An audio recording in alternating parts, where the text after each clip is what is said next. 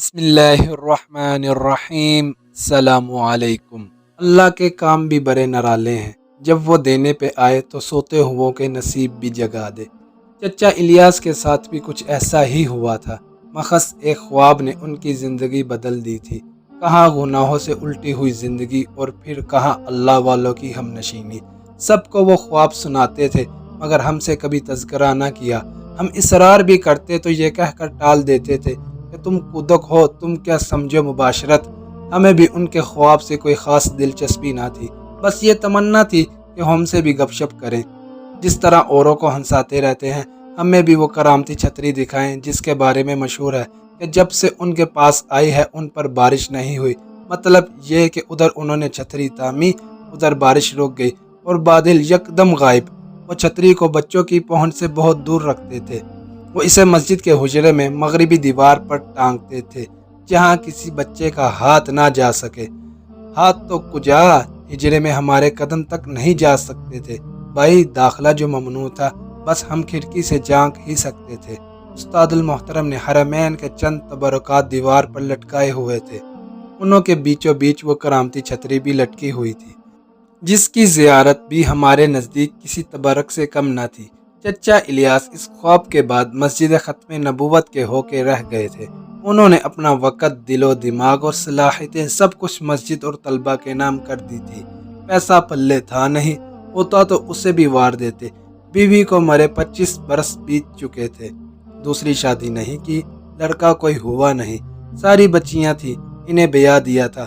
آگے ناتھ نہ پیچھے بگا کا مصداق تھے، اسی لیے بقایا زندگی مسجد کے نام کر دی۔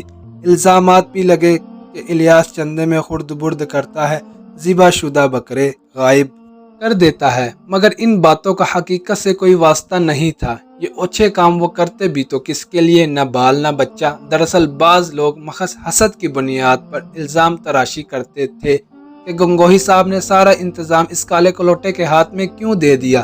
ہم اس وقت چھوٹے تھے لیکن اتنا ضرور سمجھتے تھے کہ چچا الیاس کے بغیر نہ مسجد آباد ہوگی اور نہ ہی مدرسہ چل سکے گا، کیونکہ ادارے ایسے مخلص اور بے لوث لوگوں کی اور انہیں منت ہوتے ہیں۔ ہماری فراغت کے بعد مدرسے میں چھوٹے چھوٹے بچے رہ گئے تھے جنہوں نے بعد میں چچا الیاس کو اماں پکارنا شروع کر دیا تھا۔ اب ہم کبھی کبھار مسجد جاتے، کبھی ان سے ملنے تو کبھی کسی جلسے کے موقع پر۔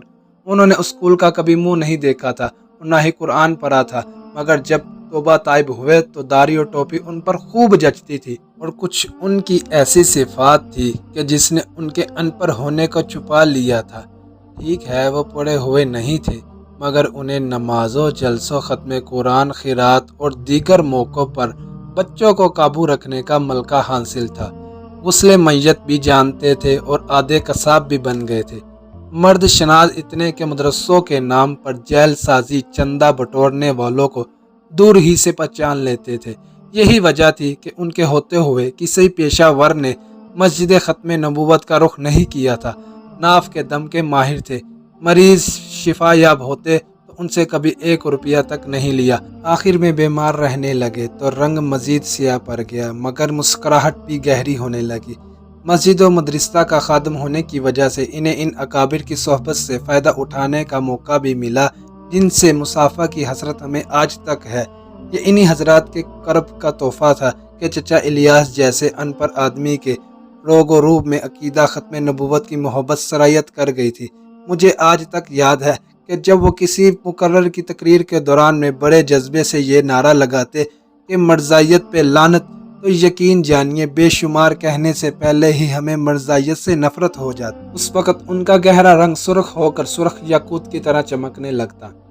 کچھ عرصہ قبل ماہ اپریل میں ہمارے علاقے میں اتنی شدید بارشیں ہوئیں کہ سب عاجز آ گئے، حالانکہ عام طور پر ان دنوں میں بارشیں ہوتی نہیں تھی۔ ایک روز مجھے اچانک اس کرامتی چھتری کا خیال آیا تو جٹ سے ان کے پاس پہنچا۔ خیر ہو قاری صاحب، کیسے آنا ہوا؟ وہ چارپائی پر نیم دراز تھے۔ مجھے دیکھ کر نقاہت کے ساتھ اٹھنے کی کوشش کی۔ آپ لیٹے رہیں چچا، بس وہ آپ کی کرامتی چھتری درکار تھی، ہم تو بارشوں سے آنتی آ گئے ہیں۔ وہ دیکھیں پھر سے گرج چمک شروع ہے، ثاقب ذرا حجرے سے میری چھتری لانا۔ اتنے میں بارش بھی شروع ہو گئی۔ پہلی بار اس چھتری کو میں چھو رہا تھا، مگر یہ کیا، چھتری میرے ہاتھ میں تھی اور بارش بھی تیز ہو گئی تھی۔ چچا اب بارش کیوں نہیں رک رہی؟ حالانکہ کرامتی چھتری تو میرے ہاتھ میں ہے، میں بوکھلایا۔ अल्लाह के बंदे कैसे रुकेगी, इसे खोलो तो सही। वो जलाए, ये लो खोल ली, मगर बारिश तो अब भी आ रही है। नूर हैरान था, तुझ पे आ रही है? नहीं तो बस यही इस करामत है। वो चहके, चचा ये कैसी करामत हुई? ये बात तो हर छतरी में होती है, इसलिए हर छतरी ही करामती छतरी होती है। वो मुस्कुराए, पर हमने तो सुना था कि आपकी छतरी खोलते ही बादल यकदम गायब हो जाते हैं। मैं मुनमुनाया, ऊपर देखो। उन्होंने फौरन कहा, ये लो। मैंने सर ऊपर किया। हाँ अब बताओ, बादल नजर आ रहे हैं? नहीं तो फिर क्या नजर आ रहा है?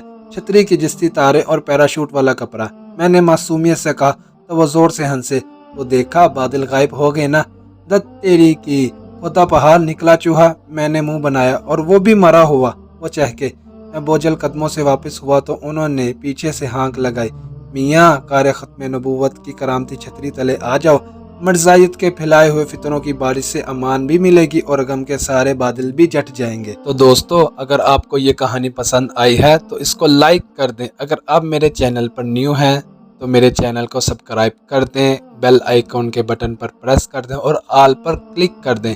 इससे मेरी हर आने वाली वीडियो का नोटिफिकेशन आपको मिलता रहेगा और मज़ीद अच्छी अच्छी कहानियाँ सुनने के लिए भी आपको मिलती रहेंगी। शुक्रिया, जज़ाकल्लाह।